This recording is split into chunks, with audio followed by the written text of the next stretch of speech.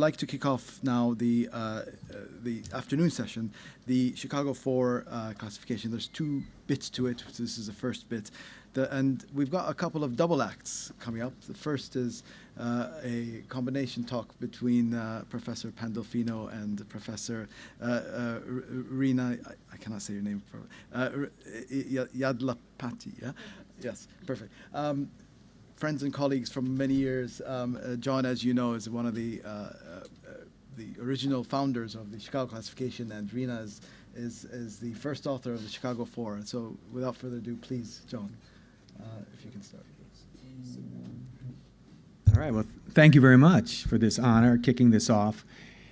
And my task was to do the history part of this and give you the first 10 years of the Chicago classification. And Mark stole my thunder. Because a lot of the slides I have kind of reiterated the history that he talked about, but I'll give you a little bit more in terms of the juicy details. So let's see here. So here are my speaker declarations. So when I got this task, I thought, all right, I'm going to ask ChatGPT to give me the assessment of the history of motility.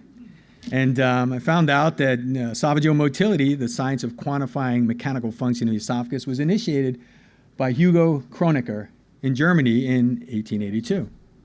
And that might not be true because ChatGPT is not always right.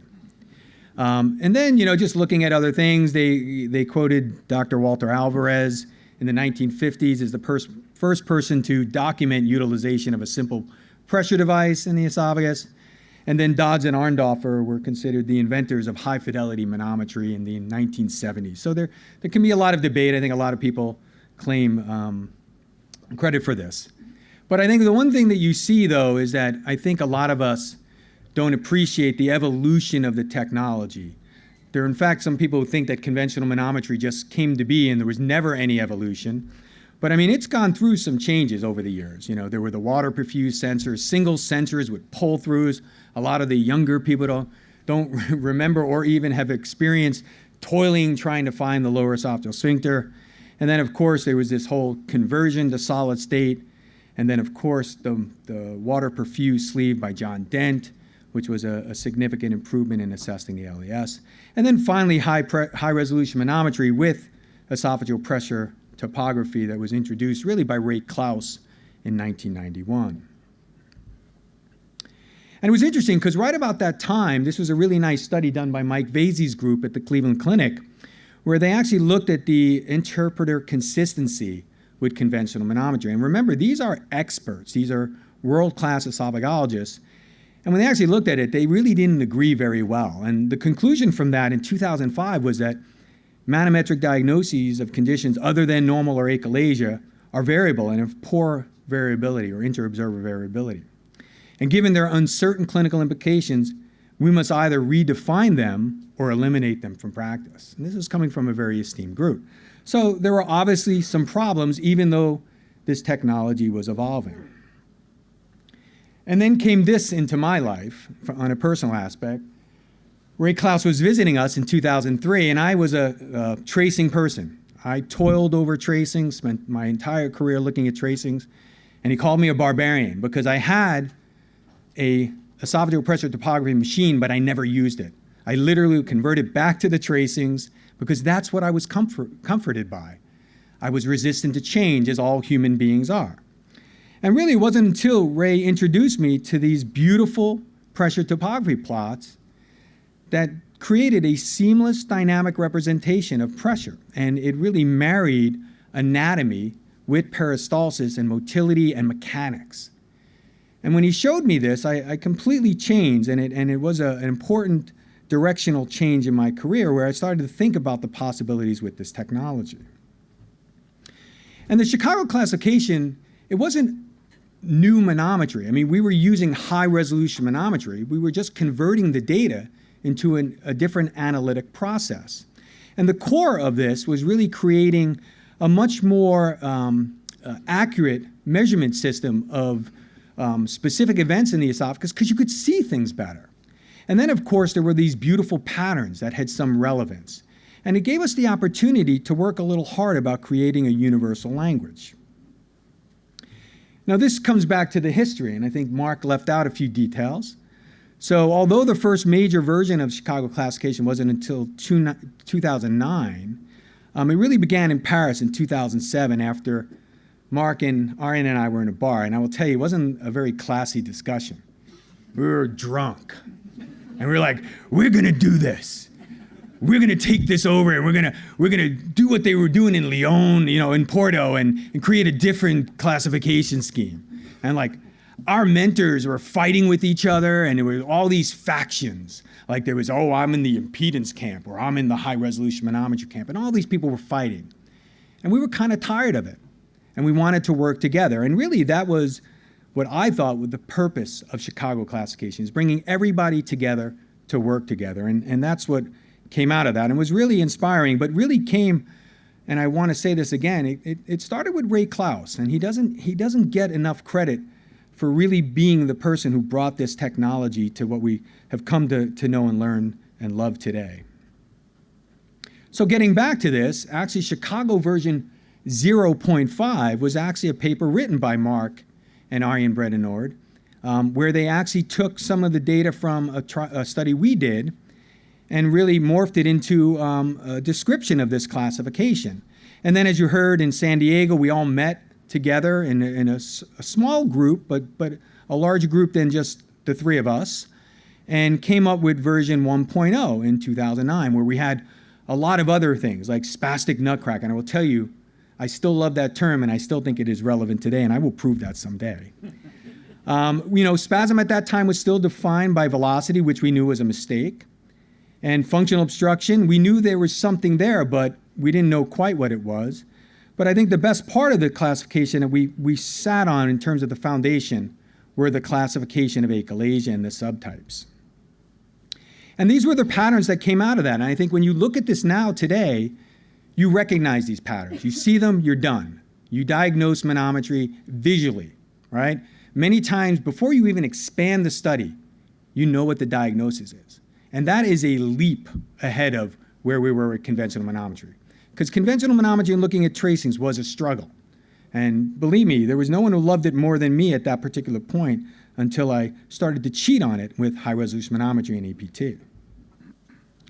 Well, we didn't feel like we were where we needed to be, and we decided to convene again in Ascona in 2011, where we started to introduce the concepts of jackhammer. And I like to tell the story of jackhammer. So I was sitting on a podium with Don Castell, and I showed him a picture of this jackhammer swallow. And I said, what do you think about this? And he said, I don't know. It looks like nutcracker. I'm like, spastic nutcracker? He's like, no. And I said, what about jackhammer? And he laughed, and that's how that name came about. And it really was kind of to talk about the repetitive nature. And we also thought, we could see that if we use velocity with high-resolution manometry, a lot of people who were calling spasm just had ineffective esophageal motility or normal peristalsis. So we introduced distal latency, and then we started to try to conceptualize some of these other variants. And I think 2.0 was probably the biggest change and probably had the biggest increment in terms of improvement in the diagnostic classification. Subsequently, we decided to try to do it a little bit more and do a little bit better. In 2014, we met in Chicago, actually, focusing on really this quandary of the IRP, which was having a lot of issues, and a lot of the angst regarding getting rid of IM. People love IM. For what reason? I have no idea, because it has no clinical significance, but I will leave it to other people to debate me on that. But we brought it back because people loved it, and I was outvoted. And we were also outvoted on the IRP threshold. I thought there shouldn't be an IRP threshold, but people were like, 15? People love 15. We can't get away from 15. So we kept it even though we knew it wasn't great. So that being said, we made sort of a lateral move with Chicago 3.0 and introduced this. And I think probably the best part of 3.0, at least for me, was this conceptual line that was defining minor versus major motor disorders. And that's where I think I will leave us, and my partner, Dr. Yadlapati, will take up the mantle. Well, thank you, John. It is truly an honor to be here. Thank you to Mark and the whole team. So John has walked us through the history of high-resolution manometry and Chicago classification, and I think everyone here would agree that Chicago classification is that quintessential scheme that we use to interpret manometry. And a few years ago, I think it was about 4 to 5 years ago, we all met in San Diego again to discuss updates, all the research that had been coming out with version 3.0, all the clinical innovation. And we said, is it time for an update? Should we do a 3.1 or a 3.5, or is it time for a 4.0? And there was unanimous agreement that we need to move forward with a 4.0. So I'm going to go over what the process was and what our priorities were for Chicago 4.0. And I will just say that, John Pandolfino is my mentor, and he always says, if you don't learn from history, you're doomed to repeat it. And we really kept that in mind through the Chicago 4 process. So in terms of what our priorities were in 4.0, we realized that manometry was being used worldwide, right, across countries, different practice types, and it was really important to us to incorporate those voices into the updated Chicago classification scheme. Something we're really proud of is we had 52 working group members that represented 20 countries and 5 continents, and really diversity across the spectrum. Now, with such a large group, like John said, too many chefs can spoil the soup. We needed to be really careful. How are we going to incorporate everyone's voice but be formal and objective about it? So we really stuck to rigorous methodology, incorporating in the RAND method, grade process, leaning on literature rather than just expert opinion when we could. And we realized when we were working with the group, even the expert international working group, that everyone had a little bit of a different protocol. We realized if we're not starting from the same protocol, then how can we define and interpret manometric patterns similarly? So a big priority, the first step was, let's agree on what the standardized protocol should be. And then perhaps one of the things that I think is most important is, manometry, when we see these images, they are patterns, but they don't equate to a clinical pathology. It doesn't mean that just because we see an abnormal pattern, we need to act on it. And so we really wanted to incorporate this concept into Chicago classification. How do we make the distinction between what is actionable versus what is just a pattern that might not have clinical relevance? So we had 7 subgroups. This included the manometry group as well as all of the ones that are listed here. And this was all through voting processes, what the group felt was really a priority. And each group had 2 co-chairs and several meetings with all of the working subgroups to really come up with priority areas, what statements we should be voting on, what is the literature to support those statements. I'm going to talk through some of this, but I won't go into detail because we have excellent talks coming up that are going to focus in on each and every one of these areas. But first of all, starting with manometry. So, general convention was supine position, 10 wet swallows, and we realized that we really needed to expand this protocol for many reasons. Looking at swallows, especially the IRP and LES relaxation in only the supine position was not adequate. So you'll hear today about how the protocol includes both positions, supine and upright, and also includes provocative maneuvers like the multiple rapid swallow. At our center, we start with supine, so we do this protocol with the 10 swallows supine, and then we move to the upright position and also have a rapid drink challenge. Some other things that I think were really important is that we all use different manometry systems, right? We're not just using the same system. There are different thresholds. Depending on what position you're in or what maneuver is being performed, we need to be really clear about those thresholds. So that was part of Chicago 4, really outlining that. You'll hear today, but peristaltic breaks or fragmentation are now encompassed under ineffective swallows. And then there was an increased attention to pressurization. So intrabolus pressurization has become very important for EGJ outflow obstruction. But also when we're looking at pan-esophageal pressurization, there are some nuances there.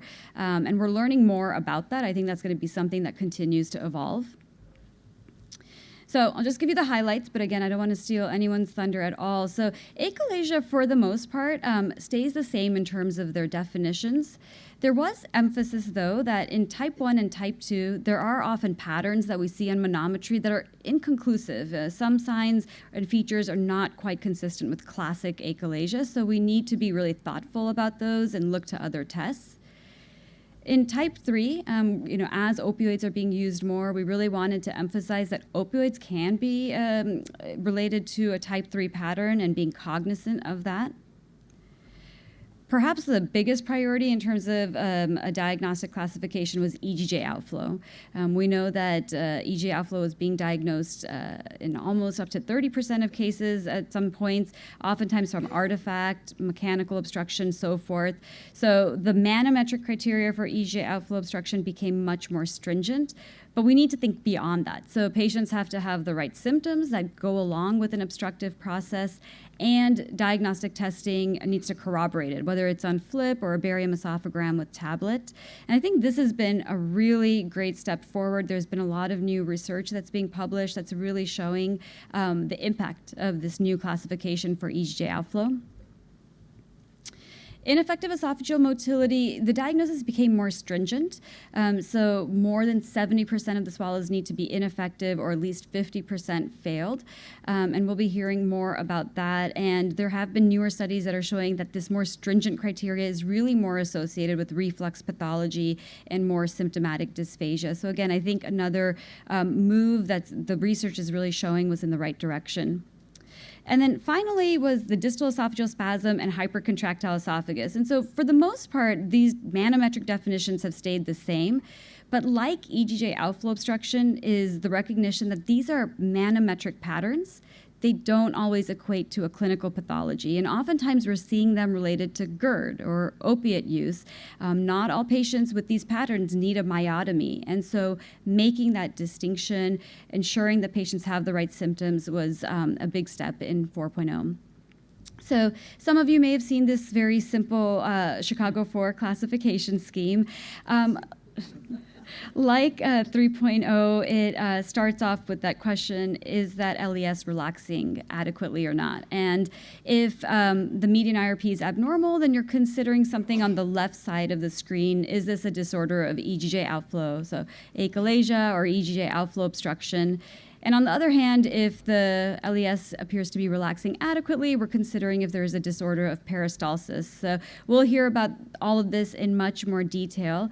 But before we conclude, I want to give a big thanks to our working group. Most of this work was done during the COVID pandemic. And as you can imagine, 52 members across the world, so many different time zones, and yet we met frequently and really kept the momentum moving forward. And none of this would have been possible without everyone on the screen and many of the people in this room. So really, it was such a tremendous effort. So to summarize, Chicago classification is our quintessential classification scheme. And we've talked about really the key priorities in 4.0 and standardizing the protocol, redefining EGJ outflow obstruction, and again, really incorporating that clinical context and relevance about the pattern that we're seeing on the manometry. And this is an iterative process that's prone to evolution. In fact, we're going to start discussions about what does 5.0 look like. And that's not because it's ready to be published at all next year, but just to start having the conversations. Where are the priorities and what are the research needs? So let's start working together so we can start addressing some of these research gaps. And hopefully we can answer more about spastic esophageal disorders. We're learning that every patient with hypercontractile esophagus is not the same, so really understanding these phenotypes, incorporating an impedance, which we were not able to do in 4.0. Artificial intelligence is at some point going to have a big role in all of this. And so planning for 5.0, again, we're really going to focus on our research needs and start thinking about what should that working group look like. And one of our new plans is developing a succession plan. So new members can be introduced and transitioning members and really ensuring a checks and balance between everyone. And so with that, again, as John always says, those who have not learned from history are doomed to repeat it. And I really look forward to hearing about all the updates in 4.0 from the rest of the speakers. Thank you. Fantastic. This is a great flow of history that we all observed over time. John, Rena, while we're waiting for questions to come through, what do you said prior to every Chicago classification that you have an instinct as to what you felt could be done better. What is the one or two things that you feel, your instinct, your gut feeling that we need for 5.0?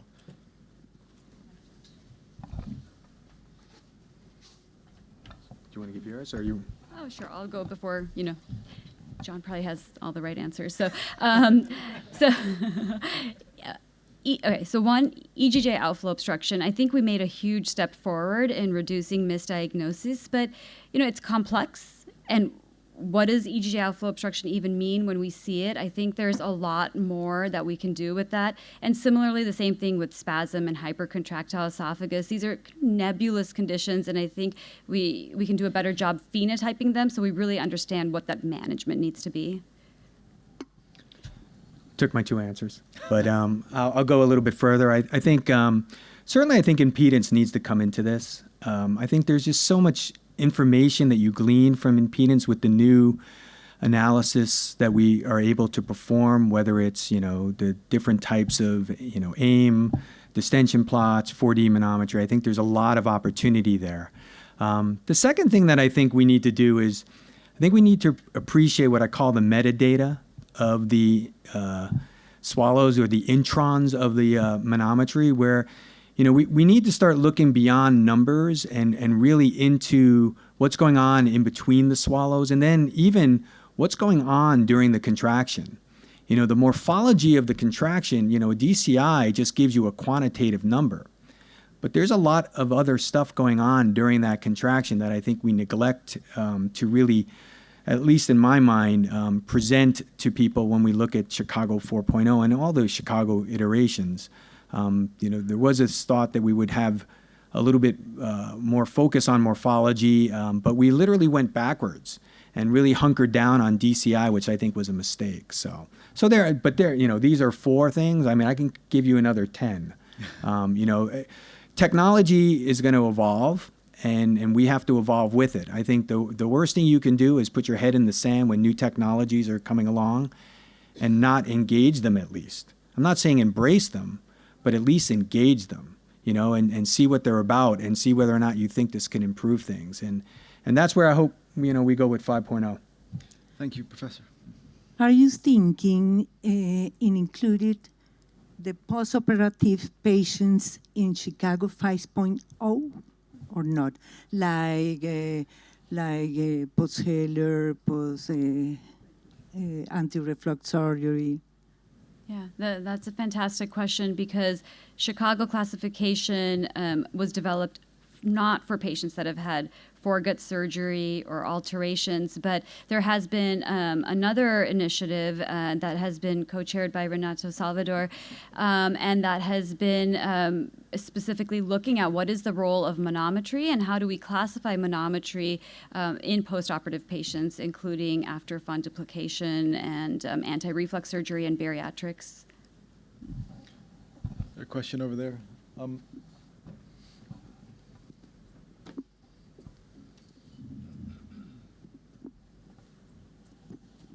Thank you very much, Rena and John. Beautiful presentation.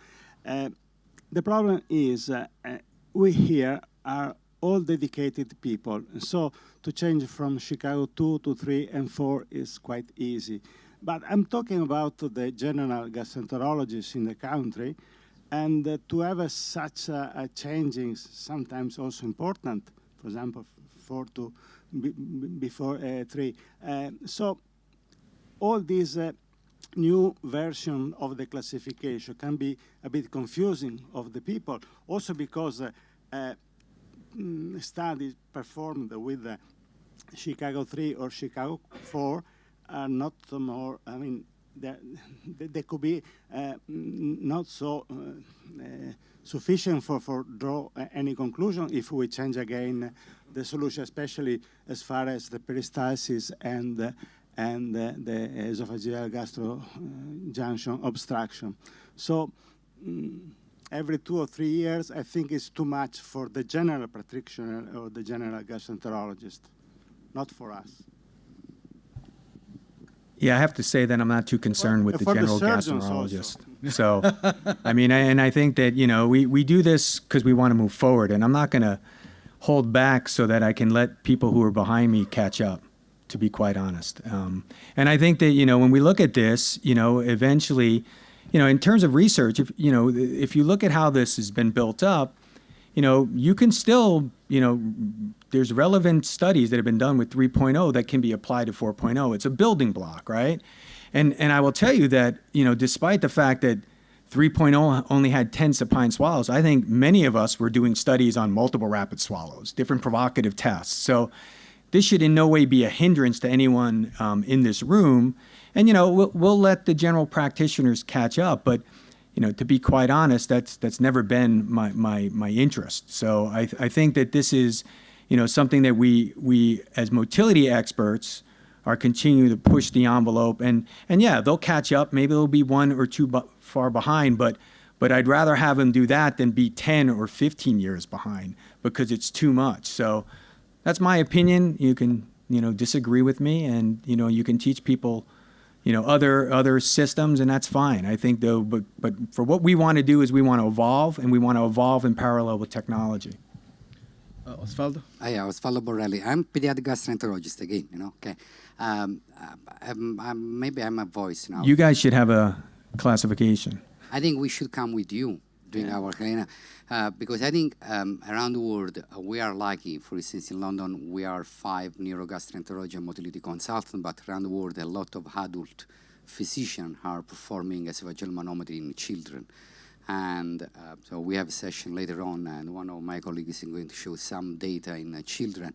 So should have, Chicago 5.0 and pediatric reps or a pediatric section. I don't know, how do you call it?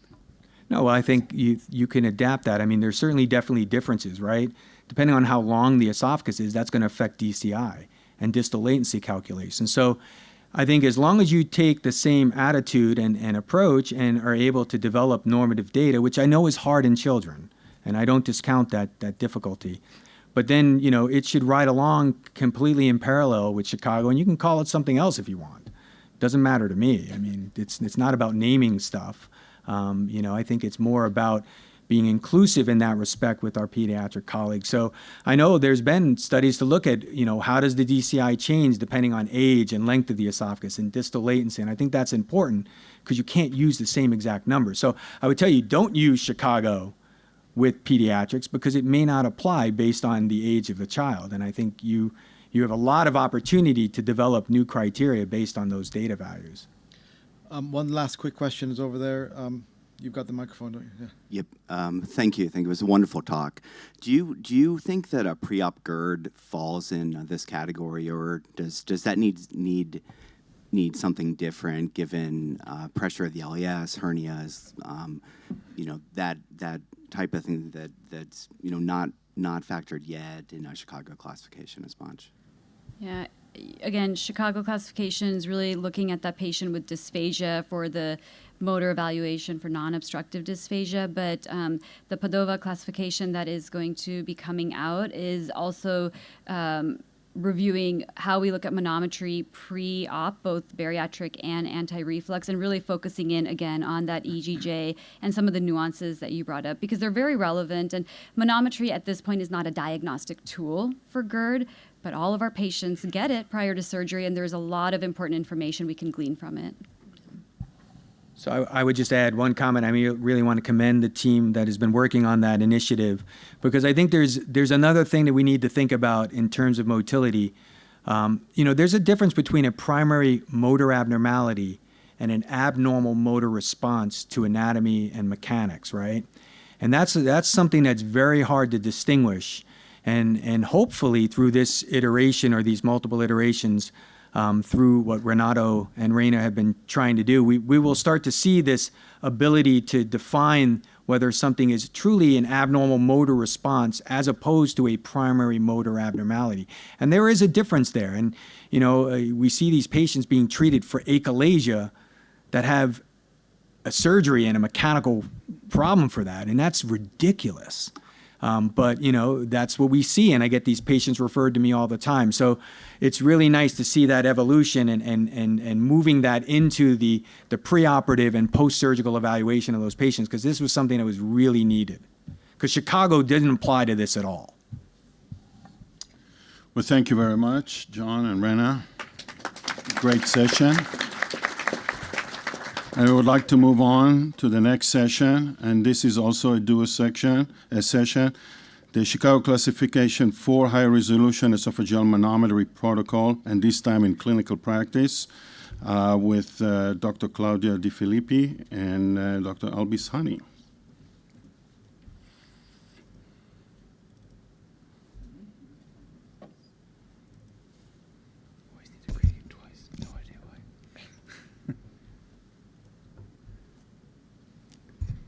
Well, good afternoon. First of all, I want to thank Dr. Mark Fox and the organizers of the Ascona meeting for the invitation. It's an honor for me here. And today, together with Dr. Albis Hani, we are going to talk about the application of the Chicago Classification 4.0 high-resolution manometry protocol in clinical practice. I had no disclosures. Well, as you know, a priority of the Chicago Classification 4.0 was to develop a standardized manometry protocol for motility laboratories around the world. The aims of this new protocol are to facilitate procedural consistency, to improve diagnostic reliability, and to promote collaborative research between different groups around the world. And in the next minute, I'm going to show you what are the differences from this new protocol to prior versions and what is the evidence for these changes. Well, why did we change the protocol? When we were using the Chicago 3.0 version, we were assessing the esophageal motility under non-physiological conditions. The protocol was performed only in recumbent position with only single swallows, with small amount of water, only 5 milliliters, and between swallows we have intervals from 20 to 30 seconds. So we were assessing only the primary peristalsis. And under that condition, symptoms are rarely triggered. So, but in real life, really, we eat and we drink in upright positions. We eat and drink liquids and solids of variable bolus size. We perform multiple swallows, free drinkings with variable time intervals. So under these conditions, symptoms are more frequent. That's why the new working group decided to incorporate some of these issues in the new protocol. Some important things pre-procedure. Patients, as you know, should fast for at least 4 hours. An informed consent should be obtained. And even if we can perform the product with any type of devices, the Chicago 4.0 working group recommends using solid-state high-resolution manometry catheters with combined impedance sensors. The protocol can be performed with water-perfused catheters if appropriate normative values are used, but we only can perform the test in supine position. This is the Chicago classification protocol. Probably you are familiar with them. The study generally begins in supine position. In this position, in the baseline period, we look for anatomical landmarks and also for the pressure, the basal esophagogastric junction pressure. And then we perform 10 supine wet swallows with water or saline solution, depending on the type of catheter we're using. But what's new? To change the position to the upright position, and also in this position we perform the baseline period and at least 5 upright wet swallows. And also it's new to perform 2 provocative tests, 1 multiple rapid swallow sequence in the supine position, and 1 rapid drink challenge in the upright position. If the findings of your test doesn't really explain patient symptoms, we can perform some additional tests, like, for example, solid test swallows or a solid test meal or pharmacological provocation tests to assess for obstruction. And if you suspect the presence of a rumination or a belching disorder, also we can perform postprandial high-resolution impedance observation. Why to perform swallows in supine and in upright position? The assessment of the esophageal motility in the supine position originated from the use of water-perfused catheters. But at the moment, with the development of solid-state catheters and with new hard and software, it is possible to acquire pressure measurements in the upright position without having to correct hydrostatic pressure. And we know from different studies that high-resolution manometry with single water swallows in the supine position lacks sensitivity and specificity for certain motility disorders, so diagnosis based only on this findings are often inconclusive. What is the evidence? I think this is the most important paper, was published in Elementary Pharmacology and Therapeutics in 2020, about the effect of exposition and provocative tests on the diagnosis of esophageal motility. Was performed in 72 healthy volunteers and 366 patients. And as you can see, the basal esophagogastric pressure is higher in supine than in upright position, approx 4 millimeters of mercury. IRP also is higher in supine than in upright position, about 4 millimeters of mercury. Distal latency doesn't change too much. We have more possibilities to have breaks in the contractile front in the upright position, and distal contractile integrals, so the vigor of the contraction is higher in supine than in upright position, approx 500 millimeters of mercury second centimeter. And that's what we have here in this figure. This is a normal, healthy subject in the supine and the upright position. As you can see, DCI is lower in the upright position, and also IRP is lower. Also, in this paper, they look for the diagnostic concordance in supine and upright position. And taking altogether the 438 subjects that participate in this study, you can see only 2/3, that means 67% of the high-resolution manometry diagnosis were concordant in both positions. When we take together normal motility and ineffective motility, concordance is about 90%. And certainly, because the vigor of the contractile is lower in upright position, we have a higher percentage of ineffective motility in the upright position. And also in the supine position, we have a lower esophageal sphincter obstruction higher than in the upright position. So the patient position is important. There's an increased prevalence of ineffective esophageal motility in the upright position.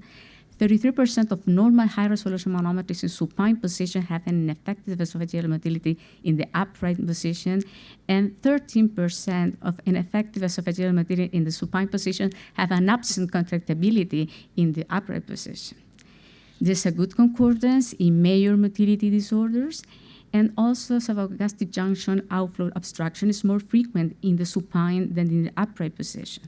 The majority of these cases are false positive and do not persist when the patient moves to the upright position and when we perform an additional test, like, for example, a barium esophagogram or FLIP. So based on this evidence, the Chicago Classification 4.0 recommends that swallows are acquired in both positions. According to the provocative test, we have to perform 2 in the standard protocol, multiple rapid swallows that are 5 2 ml boluses in a rapid succession through a syringe. The normal response is a deglutitive inhibition of esophageal body contractibility and less relaxation, and an effective post-multiple rapid swallow contraction with augmented DCI compared with single wet swallows. This ratio between the post-multiple rapid swallows and the mean of the single wet swallows, that in normal subject has to be more than 1. Yeah? And this provocative test assess peristaltic esophageal reserve and assess deglutitive inhibition and suspected achalasia. A multiple rapid swallow should be repeated up to 3 times to ensure the result is not a false negative.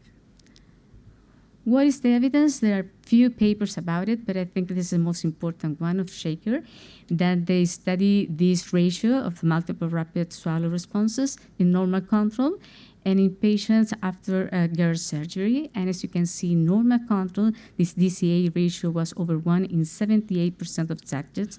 In patients with no dysphagia after GERD surgery, in 63%, but in patients with late dysphagia and early dysphagia, values were very lower.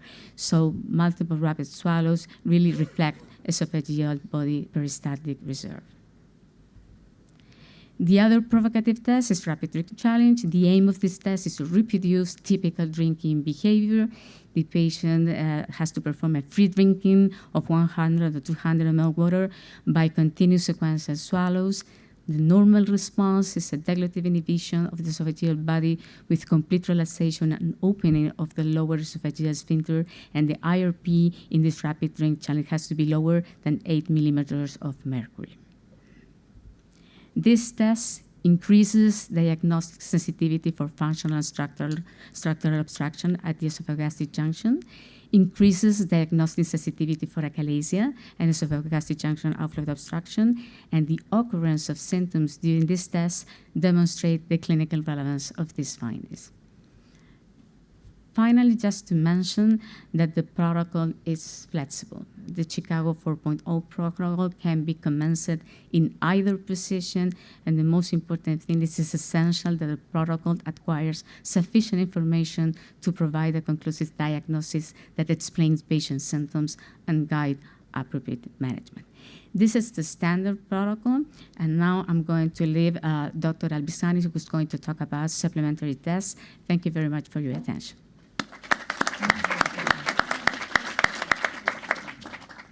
Excellent.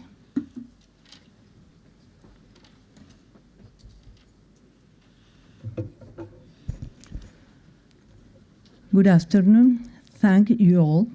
I want to thank Dr. Fox for the invitation to participate in such an important meeting and for your patience. Today, I am going to speak about the provocation test, especially solid test meal, as part of the Chicago Classification 4.0 protocol.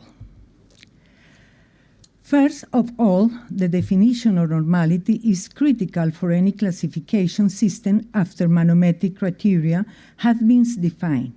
For the first three versions of the Chicago classification, normal values were primarily obtained from 75 healthy control studies.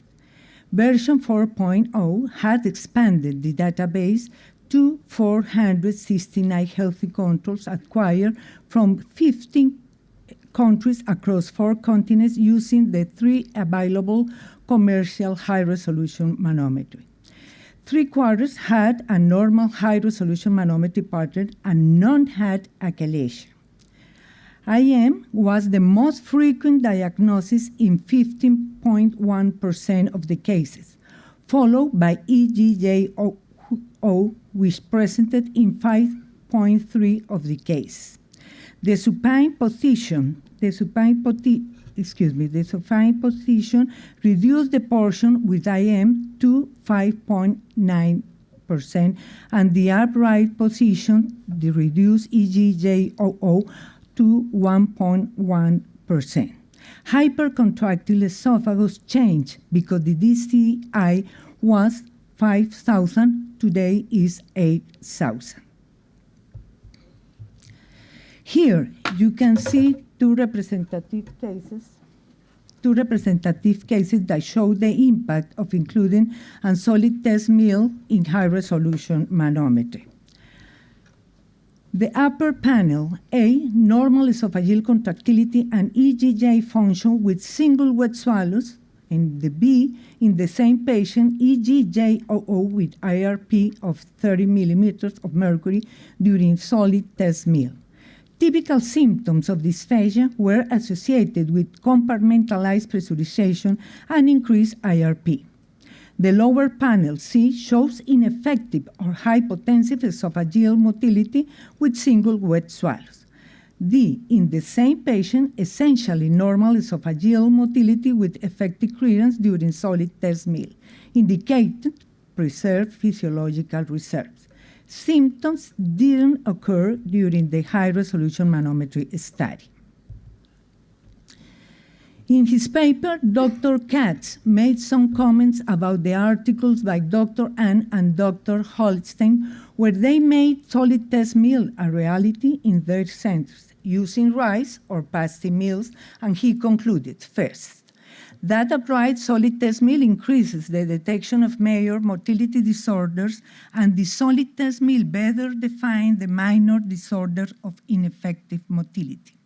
The biggest increase in abnormal manometric findings with solid meal test was in diagnosis of EGJ-0. If these patients are excluded, The increased detection of abnormal motility with the solid meal test is not substantial, although the solid test meal seems to be superior to liquid swallows. The analysis protocol for the solid test meal is not completely clear. The increase in frequency of motility abnormalities identified with a solid test meal is satisfying. On this slide, you can see the diagnostic agreement between single wet swallows and solid test meal. The purple shading shows patients who had minor motility disorders or normal motility on high-resolution manometry with single wet swallows, but major motility disorder on solid test meal. The green shading shows patients with major motility disorders on high-resolution manometry with single wet swallows, but minor motility disorders or normal motility on solid test meal. The blue shading shows patients with minor motility disorders or normal motility on both single wet swallows and solid test meal. The bold lines show the division between major and minor motility disorders. On this slide, we can appreciate how single wet swallows show us the different major motility disorders when 3.0 is applied.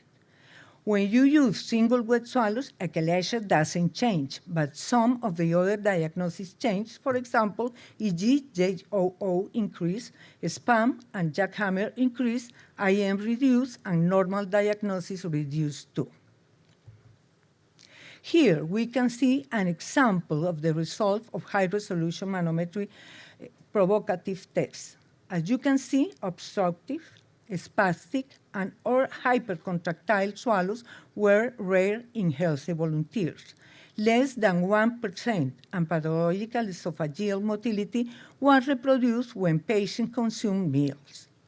Also, the diagnostic agreement was good between the high-resolution manometer with single wet swallows and right solid test meal in patients with known motility disorders.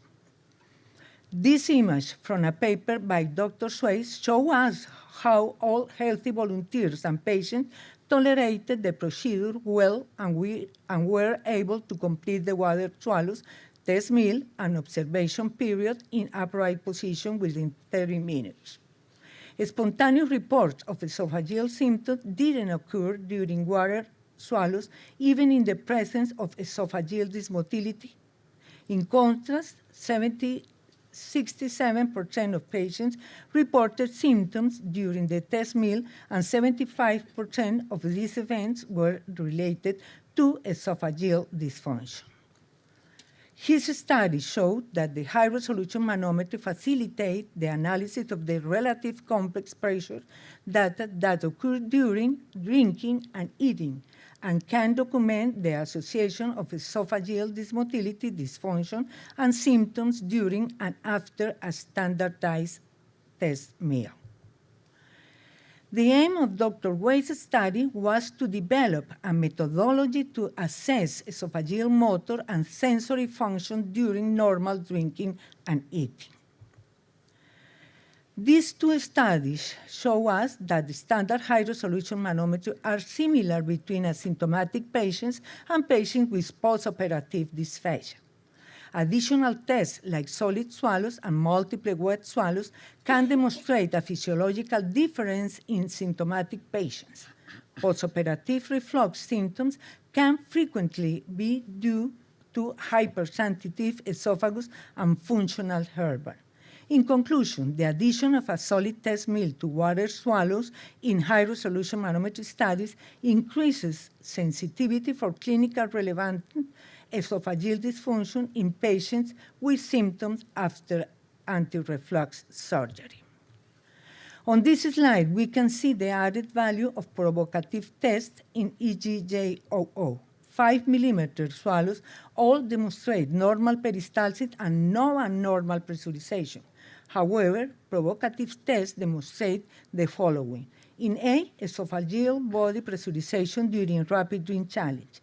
B, hypercontractile peristalsis, C, compartmentalized pressurization, D, simultaneous contraction in distal esophagus, and E, panesophageal pressurization.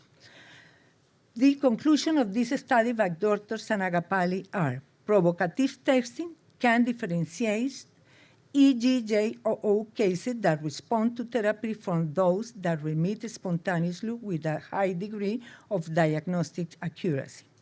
Barium esophagography seems to miss many cases of clinical relevant EGJ-OO. EGJ-OO cases will raise IRP on 5 mm water swallowed, but not on provocative testing, rarely represent clinically significant disease require therapy. More than 13 papers have been published about the change between Chicago 3.0 and 4.0, which have demonstrated the utility of 4.0 using provocative tests like solid test meal when we have a non-conclusive diagnosis by high-resolution manometry. Also, this particular paper, which was written by my team in my hospital, was not included in the Neurogastroenterology and Motility Journal because the journal had received many similar papers to this one. I would like to present its outcomes. The more relevant differences were normal esophageal motility, with change in Chicago 4.0, and also IM was lower, but was lower using 4.0. The rest of the diagnosis remained the same as in the other studies presented. We have many papers that have been published in different journals comparing the evolution of Chicago 3.0 to 4.0. Here you can see how the updates in Chicago classification impact clinical practice. A modified standardized high-resolution manometry study protocol performed in supine and upright position, recommended ancillary testing, and manometric provocation for inconclusive manometry diagnosis. The required presence of obstructive symptoms for conclusive diagnosis of esophagogastric junction, outflow obstruction, distal esophageal spasm, and hypercontractile esophagus. Requirement of confirmatory testing for esophagogastric junction, outflow obstruction. In conclusion, important change including refinement of the diagnosis EGJ-OO, exclusion of mechanical obstruction in case of suspected DES and hypercontractile esophagus, and achieved to a more restrictive metric, more than 70% in effective peristalsis for a diagnosis of IEM. I really like what Dr. Yadlapati said in her publication, and I would like to quote her. What I would recommend that all labs do is 10 swallows in either the supine or upright position, a multiple rapid swallow, a rapid drink challenge, and then at least 5 swallows in alternate position. I've been working with other labs where they haven't adopted this, and now when I see, I know that we have 4.0. I'm like, oh, I wish I had those upright swallows because it really does make a big difference for some patients. Rena Yadlapati, thank you very much. Thank you very much. I've had almost 10 questions for you, but because we are running out of time, we'll have to move to the next session. So, thank you. We've got a coffee break coming up, so I'm sure you'll have lots of questions. I'd like to introduce my friend and colleague, Dusty, who's going to present to us the breakdown of Chicago classification on Achalasia.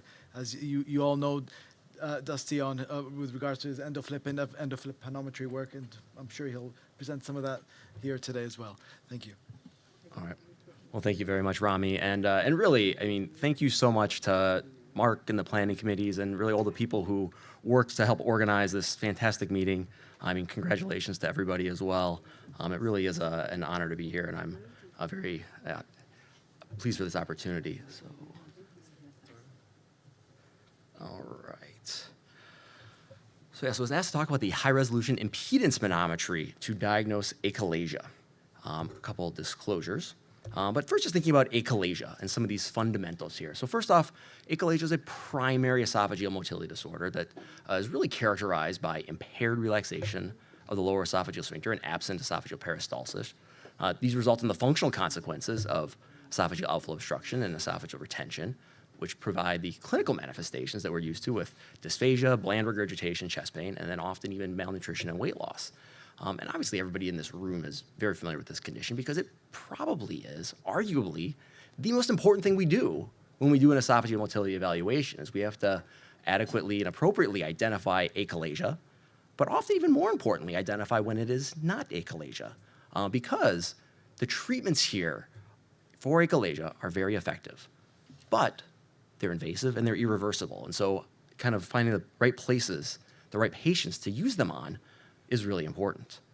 So when it comes to the diagnosis, we think about these concepts here. And first off, we're looking for primary esophageal motility disorders. So the starting point here really is excluding secondary causes. And often this can be done a clinical history, like a surgery, an endoscopy. Sometimes more tests are needed, endoscopic ultrasound, cross-sectional imaging.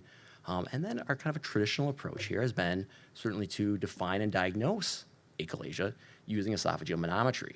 But we have other tools as well, and these other tools may suggest, support, sometimes potentially even diagnose. And that's even on the endoscopy. Obviously, there are characteristic findings, that puckered tight EGJ, seeing an esophagus full of fluid or food, and also esophageal retention, barium radiography, esophagograms have a characteristic finding with the bird's beak esophagus, maybe some dilatation as well as retention. And then FLIP, obviously now kind of one of our newer tools, but showing reduced EGJ opening, reduced sensibility, as well as the absence or abnormal contractility. But this all does kind of beg the question, really, what is the gold standard for our diagnosis in achalasia?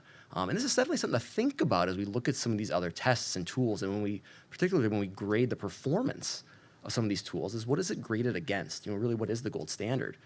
And we think, histologic diagnosis here. Obviously, for practical purposes, we don't use histologic diagnosis. It's, the cow's already out of the barn, so to speak, if you're making this diagnosis at the time of Heller myotomy. But even when doing so, the presence of aganglionosis in this retrospective study looking at samples obtained during Heller myotomy, didn't show absence of ganglion, even in patients with manometric type 2 achalasia. So keep this in mind as we look at some of our studies and look at performance in these other methods. Certainly this is a slide that's been shown and something that many of us are familiar with when it comes to this manometric diagnosis of achalasia. And this is criteria and rules that we really have not dramatically changed, even with some of the iterative versions. And we've talked about some of the history of Chicago classification. Perhaps the one piece in Chicago 4 was the addition of a second position. It's looking at consistency in IRP elevation to provide a little bit more of confidence in the diagnosis. But then ultimately, this is graded by the absence of peristalsis with an elevated IRP, and then subtyped into our 3 classic subtypes of achalasia. But within the technical review of achalasia, we got a little more complicated and kind of broke this down into a few different scenarios. First off, all these implying the abnormal findings of EGJ outflow obstruction, abnormal LAS relaxation, and broken down into some of these classic Chicago classification subtypes. And I think we can call them a classic at this point. These have been around for a number of years, a number of iterations. This is type 1 achalasia when there's failed absent peristalsis, but also the lack of pressurization. Type 2 when there's failed peristalsis, but panesophageal pressurization. And then type 3 achalasia when there's absence of peristalsis, but we see premature contractions. So these are our conclusive diagnoses. And there's these other ones as well, findings with achalasia. There may be some evidence of peristalsis. Can achalasia have peristalsis? This may be considered inconclusive. Or achalasia with a normal IRP, another finding, at least manometrically, may be considered inconclusive. And so we'll talk about each of these different kind of components or different diagnoses of achalasia moving forward. First off, again, these classic Chicago subtypes. This is a diagnosis that has not dramatically changed, really, since first described in 2008, looking at all including an IRP that's greater than the upper limit of norma to define abnormal LAS relaxation, absent peristalsis, and then broken down into the 3 subtypes. And of course, this has been shown in a number of studies to have clinical implications relative to treatment outcome, with type 2 doing the best and type 3 traditionally doing the worst. However, what was really illuminating was in the European achalasia trial, the randomized controlled trial looking at Heller myotomy versus pneumatic dilation. which we saw this distinct difference among the type 3 patients, where Heller myotomy approached outcome in response to treatment with that of type 1 and even close to type 2, whereas pneumatic dilation really having far worse outcomes. And so really here, the key implication with these subtypes is that with type 2 achalasia, having the greatest response to therapy, but probably even more important is this identification of spastic achalasia. Because here is really a finding where we direct therapy and make therapeutic decisions by standardizing this to using preferentially myotomy. And even more so now, a chance that we can actually tailor this myotomy to actually extend it and do a long myotomy to ablate the extent of the spastic segment. So within these classic subtypes, though, kind of think at this point now, as we look ahead and start to think about Chicago 5.0 and even beyond, is can these be improved? Or are we good enough and we leave them alone? But I think a few areas that maybe come up is one is kind of identifying, maybe redefining spasm. One area is among type 2 achalasia, we can sometimes see some of these spastic variants. Also some thought that maybe redefining this panesophageal pressure threshold.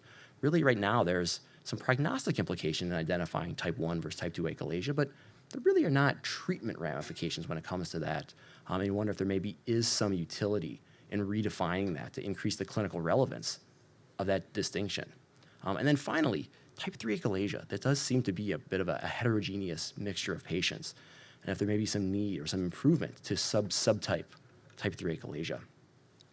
But first off, thinking about these spastic variants in type 2 achalasia, there's been a couple of papers that have actually come out since the release of Chicago 4, and one led by Dr. Yadlapati and the group from San Diego, looking at some of these findings with this idea of that maybe a high panesophageal pressurization. There was a statement in the Chicago classification version 4 that when the panesophageal pressurization level is very high, 70 millimeters of mercury was kind of thrown out there as an arbitrary threshold. That maybe this would identify some of these spastic variants. And in this study from Dr. Yadlapati, they also looked at some of these focal elevated pressures, these little blips that can sometimes be seen even within the panesophageal pressurization. And within that group that had, especially this focal elevated pressure components, this was a group that had increased esophageal muscle thickness on EUS, increased tertiary contractions on esophagram, even worsening chest pain. So a lot of features did kind of support that these were a spastic variant that may be defined as type 2 achalasia.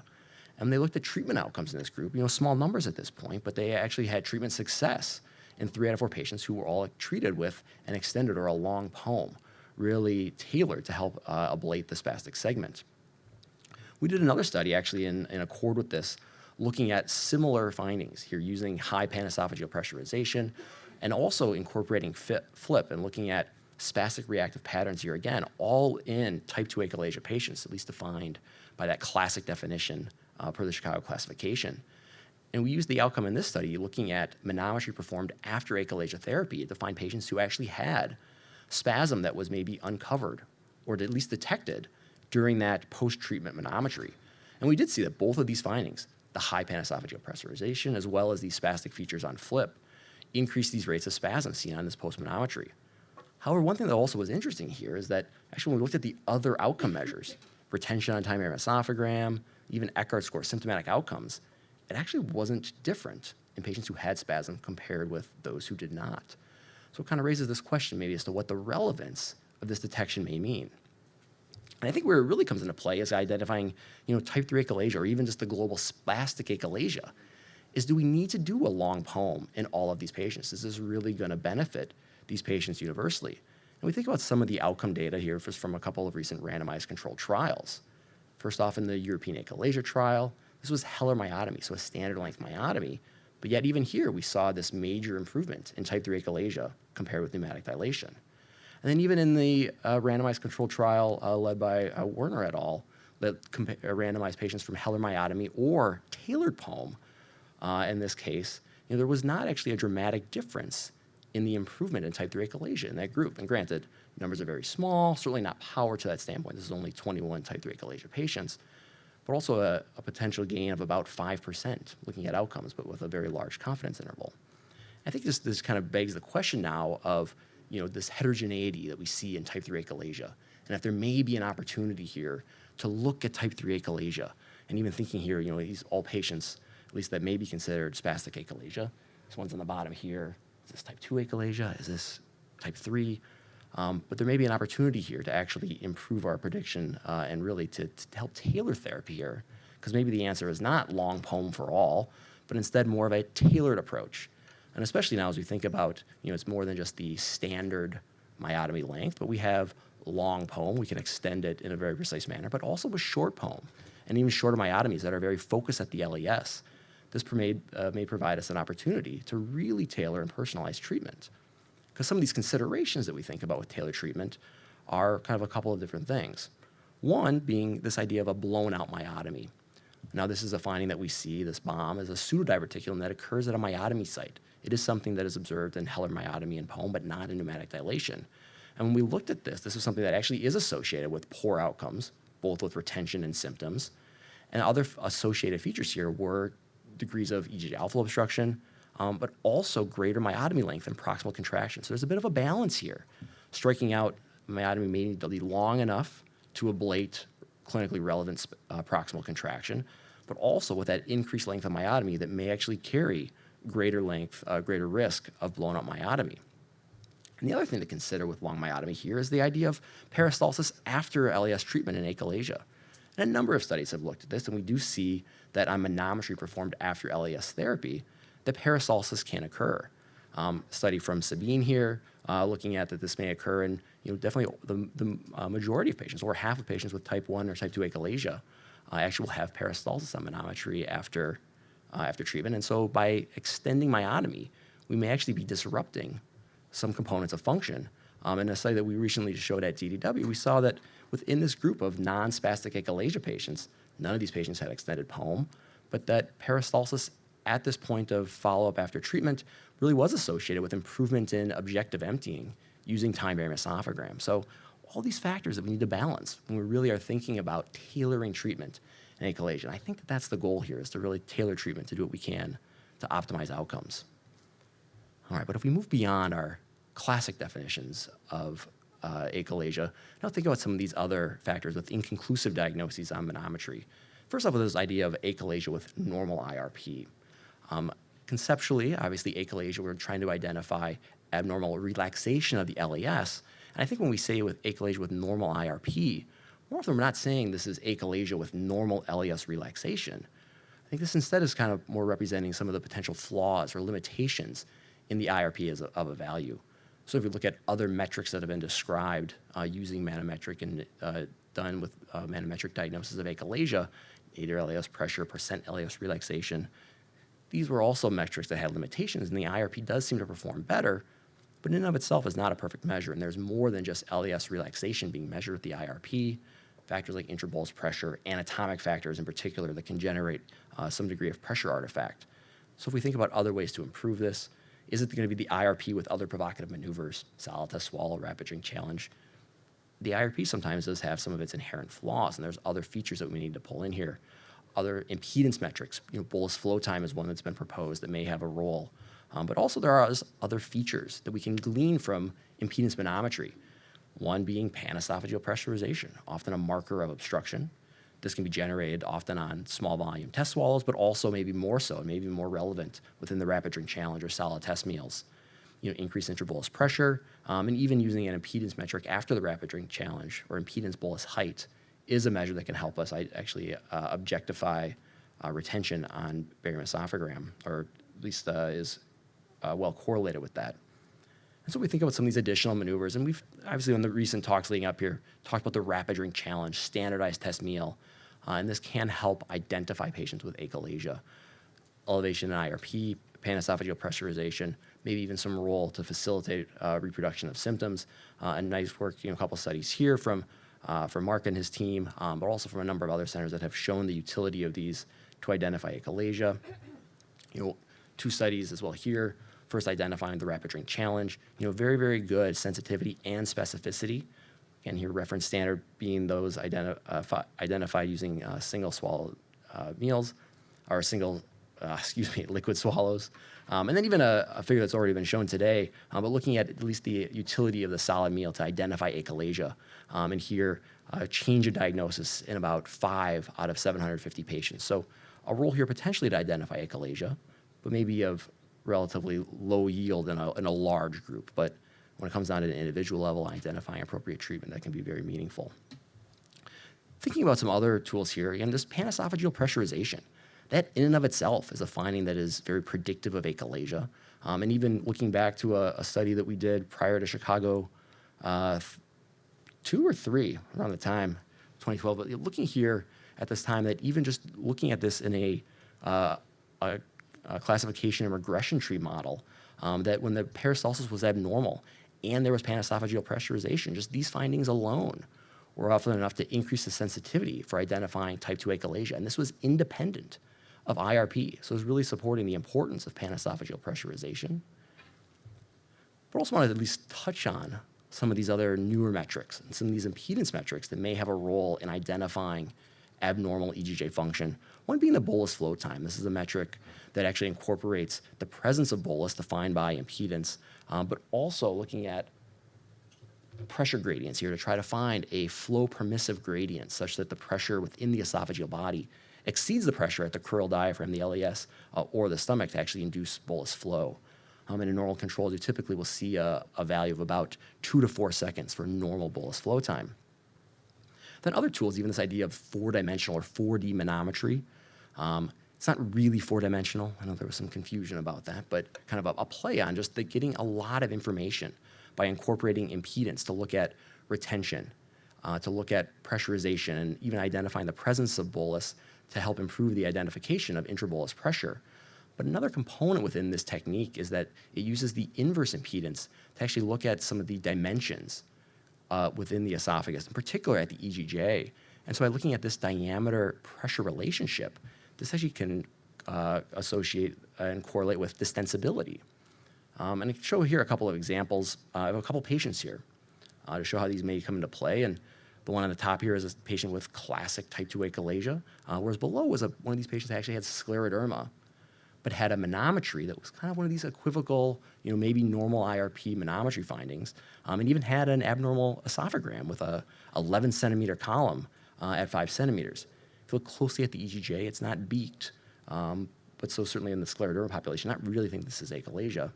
But even here we see that the bolus flow time in both of these patients was 0. And this really was an issue that we kind of came across, and even some of our initial enthusiasm with the bolus flow time was a little bit quelled, recognizing that sometimes with the bolus flow time, it actually can be influenced by some of these same pressure artifacts that can influence and disrupt the IRP. And even here, there's no bolus present in either of these cases. And the bolus, or at least the pressure gradient, is not flow permissive in either. And so BFT alone, not really enough to differentiate these patients. But on 4D manometry, and even looking at this EGJ-DI, we can see that the achalasia patient remains very low, whereas in the scleroderma patient, identifying a more normal EGJ-DI. So certainly some more work to refine and validate this technique, but maybe does have a role to help us sort out some of these inconclusive manometry cases. And in both of these cases, we can see that DI, it's not a perfect linear correlation, but there is some association between flip measurements as well as those that we can glean from the smaller volume bolus on impedance manometry. In the end here in the recommendation from Chicago 4 was that a lot of times in these inconclusive patients, we do need to rely on tests outside of manometry, barium esophagram, flip, and really to use this as a second test to help confirm this diagnosis. So I know we've talked about a bit about esophagram, but even here, the time protocol, if nothing else, really helps standardize that assessment tool to get this done by using 100 or 200 cc's of thin barium, taking images that standardize times. Obviously, a lot of things we talk about protocol, we talk about terminology, we talk about criteria. Standardization across our tests is very important to be able to compare people from time to time, and well as we compare between centers and classifications. But I think more so here is really to look at this from an anatomic assessment. Certainly recognize that you can see retention in patients with scleroderma, other disorders of hypomotility, and here really looking at the EGJ and to identify that beaked EGJ can help with the diagnosis of achalasia. And then certainly with flip. And here's another tool that can be performed at the time of a sedated endoscopy to measure the distensibility at the EGJ, but also looking at some of those other components that go into distensibility, the EGJ diameter, the pressure associated with those EGJ diameters, and together can identify achalasia by showing reduction in distensibility at the EGJ. And we see here just one of these studies that we had looked at using our gold standard using conclusive disorders defined by Chicago Classification version 4. And we can see on the right here that the vast majority, nearly universally, patients that have conclusive disorders of EJ outflow obstruction will also have abnormal EGJ opening on flip. And a couple patients here that did have scleroderma, but had kind of a false positive IRP, could help be reliably differentiated with flip. Also recognizing that there can be patients that do have normal EGJ outflow and don't have achalasia that may also have reduced EGJ opening on flip. And this may reflect actually a different disorder, or at least a different mechanism than LES relaxation that's a cause of this type of obstruction. But not only can achalasia on manometry be kind of overdiagnosed, it can often be underdiagnosed as well. And a nice study from the Amsterdam group looked at patients here who had a low IRP, and using flip in this group actually identified patients that had low EGJ distensibility, but these patients had other supporting features, typical barium esophagram, typical symptoms, all these features that together and supported by flip that did help identify them as a group that responded well to achalasia type therapies. All right, how about achalasia with peristalsis? This now kind of invokes this idea of EGJ outflow obstruction and kind of that group of disorders that we see with this manometric pattern. Certainly here, we identified that patients that have abnormal peristalsis, panesophageal pressurization, premature swallows, these are factors that are going to be much more related to achalasia, but in the end, still probably relying on other tools to help confirm achalasia. But then when it gets into EGJ outflow obstruction, we recognize as well that conclusive EGJ outflow obstruction, there's a fraction of these patients that does have achalasia, and achalasia patients may respond to achalasia type therapies. But even with conclusive EGJ outflow obstruction, there's going to be other factors in there as well, other diagnoses in which achalasia treatment may not be the right treatment. But without stepping on any of Dr. Lynch's toes, I'll leave EGJ outflow obstruction to our next session. But in the end, I think the diagnosis of achalasia really does require that global clinical impression, bringing in multiple tools, multiple components from manometry, but also relying on tools outside of manometry to reach the diagnosis. And so just to summarize and conclude, obviously our classic definitions here, these classic subtypes, have performed very well. And for the most part, these will identify the majority of achalasia patients and be very helpful to direct treatment. Of course, I think there's room for improvement, but maybe that's just a flaw of my nature. I think there's always room for improvement. But also, we recognize as well that achalasia can present with normal IRP and with peristalsis. In isolation, this is going to be inconclusive. However, this can help be clarified using some of these additional high-resolution impedance manometry maneuvers, potentially using newer metrics, but often may still require complementary testing using either TBE or FLIP to really help confirm the diagnosis. Because in the end here, what we really need is to achieve a conclusive achalasia diagnosis that definitely offers the potential for life-changing treatment when it's appropriately applied. And this diagnosis, this gold standard, if you will, ultimately is made based on a global clinical impression, bringing in all these tools, and not just manometry and TBE and esophagram, but even clinical history, endoscopic findings, all these pieces together to help identify achalasia. But as always, this is really going to help provide opportunities to help us optimize outcomes with additional personalized treatment. And I think this is a goal that we all strive for as we look to Chicago 5 and ahead. All right, with that, I'll thank you all for your time, and hopefully have a little time for questions. Thank you, Dusty. Clear and comprehensive. Thank you. We have time for just a couple of questions before coffee. So any questions out there? While we're waiting, oh, there we go. We got a question there.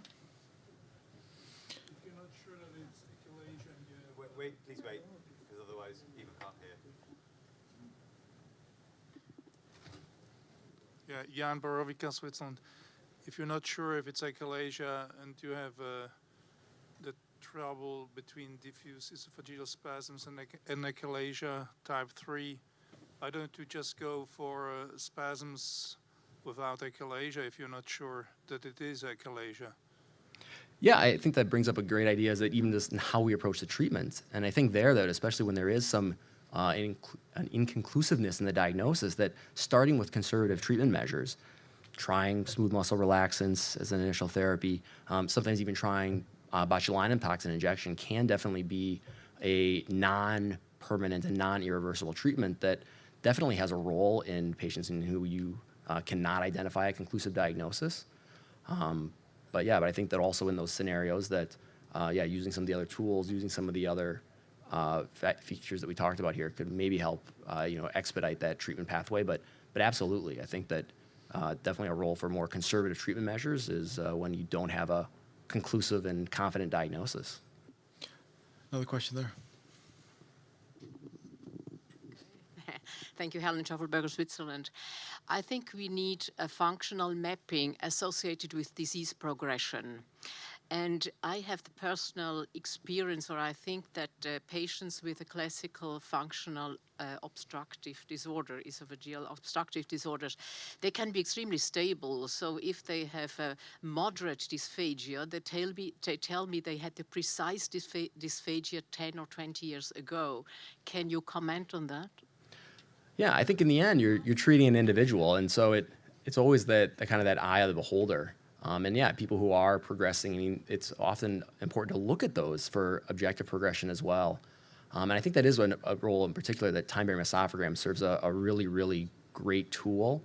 And especially with achalasia, we know that there can be a little bit of that honeymoon period where people are actually dilating and even remodeling a little bit.